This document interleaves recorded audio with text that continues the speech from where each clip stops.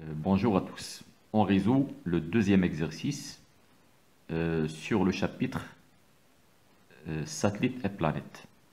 Vous trouvez le lien de l'exercice en bas, dans la description. Dans l'exercice, on a une exoplanète qui tourne autour d'une étoile. L'exoplanète, on la symbolise par B et l'étoile par S. Donc on a B qui tourne autour de S. Les données de l'exercice: G, la constante de gravitation, RB, le rayon de la trajectoire de l'exoplanète, TB, la période de révolution de l'exoplanète. La première question: écrire l'expression de l'intensité F de S sur B de la force de gravitation universelle exercée par l'étoile S de masse ms sur l'exoplanète B de masse mb. La première question: expression de l'intensité de F de S sur B.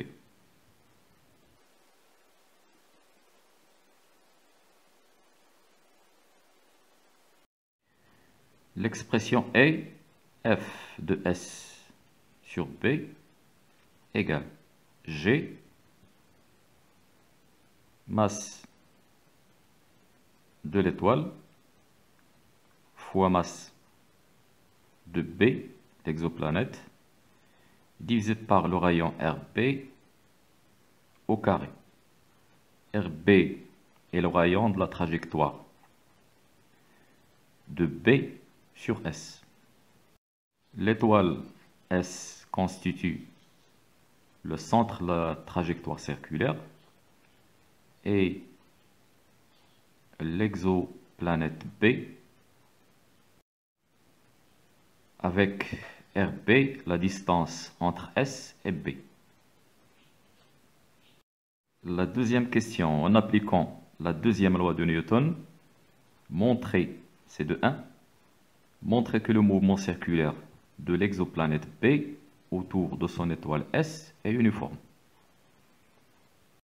La question 2 de 1,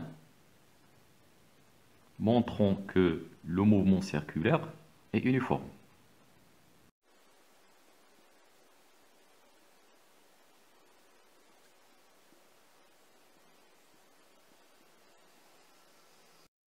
D'après la deuxième loi de Newton,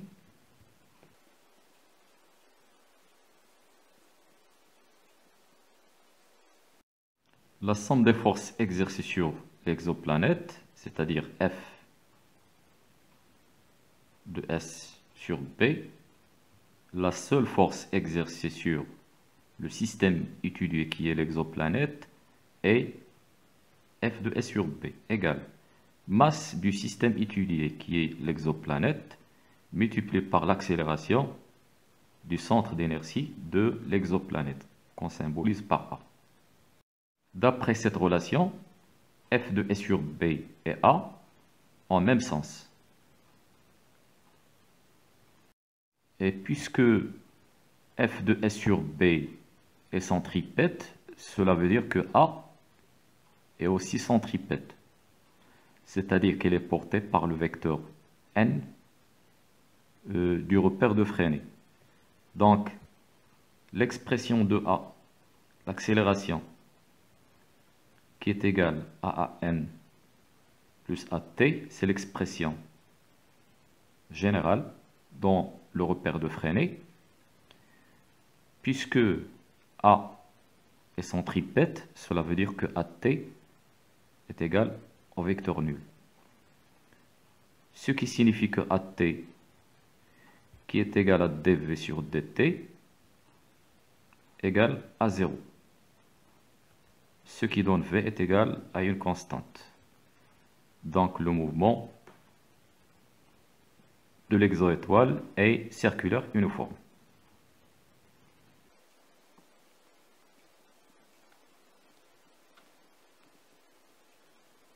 La question de 2, établir la troisième loi de Kepler, t carré sur r au cube est égal à k, k étant une constante. On doit donc montrer que t carré sur r au cube est égal à une constante.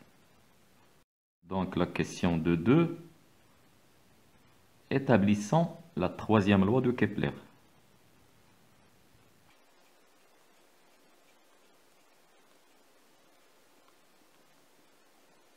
Donc on part de la deuxième loi de Newton qu'on a déjà écrit. On a F de S sur B égale MP fois A. Puisque les deux vecteurs F de S sur B et A ont le même sens, on peut passer directement à l'expression, ce qui signifie que F de S sur B égale à MP fois AN. Donc on a dit que l'accélération est centripète. Je remplace les deux expressions. F de S sur B, c'est G MB fois MS divisé par RB au carré égale MB fois AN, MB, et je remplace AN par V carré sur RB. Je simplifie RB, RB et MB, MB. Et on trouve l'expression de V carré égale GMS sur RB. D'autre part, on sait que la période de révolution T égale à 2pi R sur V.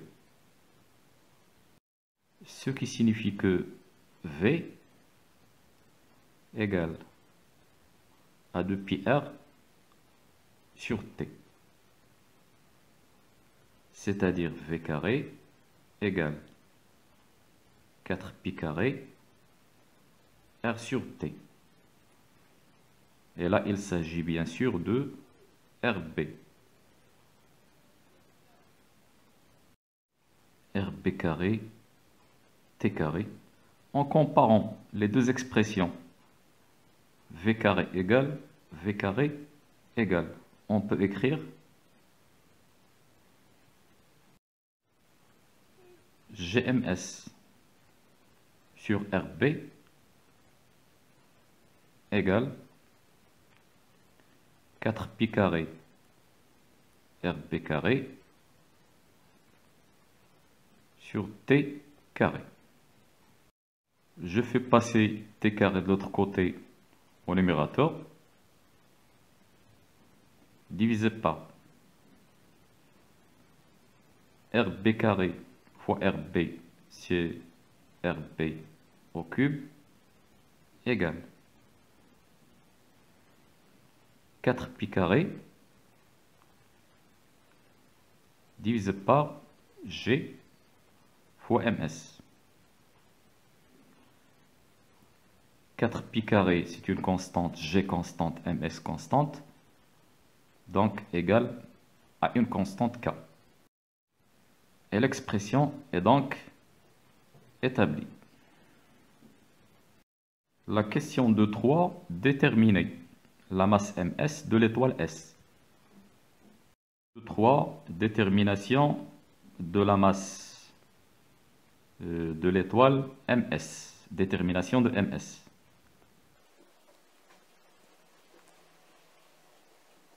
On utilise l'expression qu'on vient d'établir. On a T carré sur RB au cube égale 4 pi carré sur G ms. Donc l'expression de ms s'écrit ms égale 4 pi carré rb au cube divisé par g fois t carré.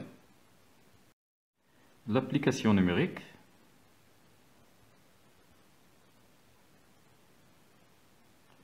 ms égale 4 pi carré